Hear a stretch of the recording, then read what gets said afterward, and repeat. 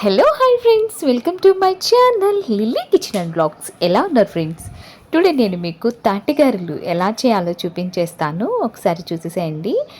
వీడియోలోకి వెళ్ళే ముందు ఫస్ట్ టైం కనుక నా వీడియో చూసినట్లయితే ప్లీజ్ అండి లైక్ చేసి షేర్ చేసి సబ్స్క్రైబ్ చేయండి. లేట్ చేయకుండా వీడియోలోకి వెళ్ళిపోదాం. తాటిగారెలకు కావాల్సిన ఇంగ్రీడియంట్స్ ఏంటంటే తాటి పీసాము. అది ఆల్రెడీ మొన్న నేను తాటి రొట్టె వేశాను కదా, అదే కొంచెం అందులో స్టోర్ చేస్తానండి. మొత్తం అంతా వేయకుండా ఇంకొకసారి నెక్స్ట్ టైం గారెలు వేద్దామనే ఆలోచనతో నేను ముందుగానే కొంచెం స్టోర్ చేసి పెట్టుకున్నాను. సో ఇక్కడ తాటిగారెలు, బియ్యపిండి అండ్ ఇడ్లీ రవ్వ, బెల్లము అండ్ కొంచెం కొబ్బరి తురుము. నేను తీసుకున్న ఇంగ్రీడియంట్స్ ఇవే. సో ఇవన్నిటిని నేను ఒక బౌల్లోకి తీసుకుని మొత్తం అన్నీ నేను మిక్స్ చేస్తున్నాను. అంటే తాటి పీసము అండ్ ఇడ్లీ రవ్వ, బెల్లం, కొబ్బరి తురుము, అలాగే కొంచెం వరిపిండి, ఇవన్నీ మనం కలుపుకోవాల్సి ఉంటుంది.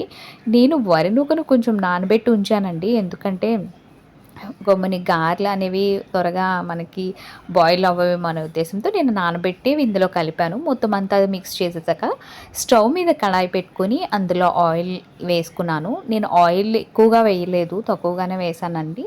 సో ఇక్కడ ఆయిల్ హీట్ అయ్యాక మీరు నార్మల్ గారెలు ఎలా వేసుకుంటారో అలాగేనే ఒక కవర్ తీసుకుని దానికి ఆయిల్ కొంచెం రాసి కొంచెం మన హ్యాండ్ అన్నది వాటర్లో తడుపుకుంటూ వేస్తే గారెలు అనేవి బాగా జారుతాయి అన్నమాట. సో ఇక్కడ నేను అలాగే వేశాను. గారెలు అయితే చాలా బాగా వచ్చినాయండి. సో ఇక్కడ ఏంటంటే మనం కలుపుకునే క్వాంటిటీ కరెక్ట్గా లేకపోతే కనుక గారె అనేది కరెక్ట్గా రాదు, జారుదు.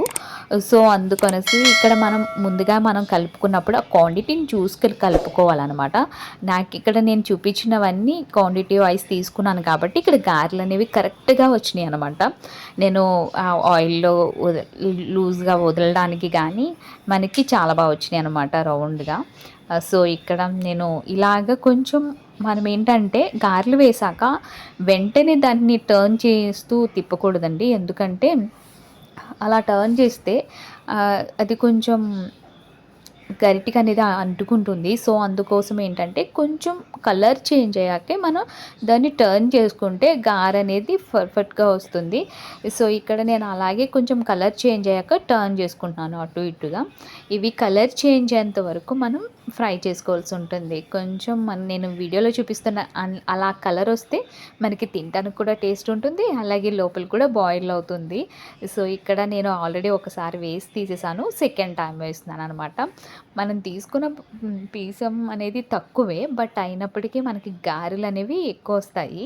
అదే మనం రొట్టె వేసుకుంటే అంత రాదు, ఒకటే అవుతుంది, పెద్దది వేయాల్సి ఉంటుంది. సో ఇక్కడ గారెలు అనేది తక్కువ పిండితో మనం గారెలు ఎక్కువ వేసుకోవచ్చు అనమాట.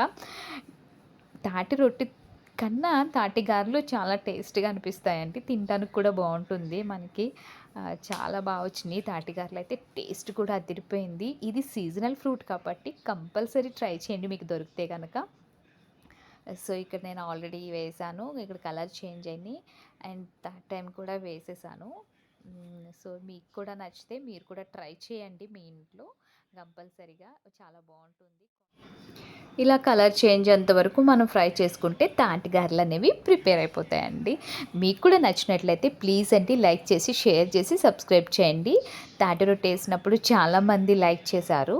సో ఇలా అలాగే ఈ తాటి గారెలను కూడా చూసి లైక్ చేసి మీ ఫ్రెండ్స్కి ఎవరికైనా షేర్ చేయండి.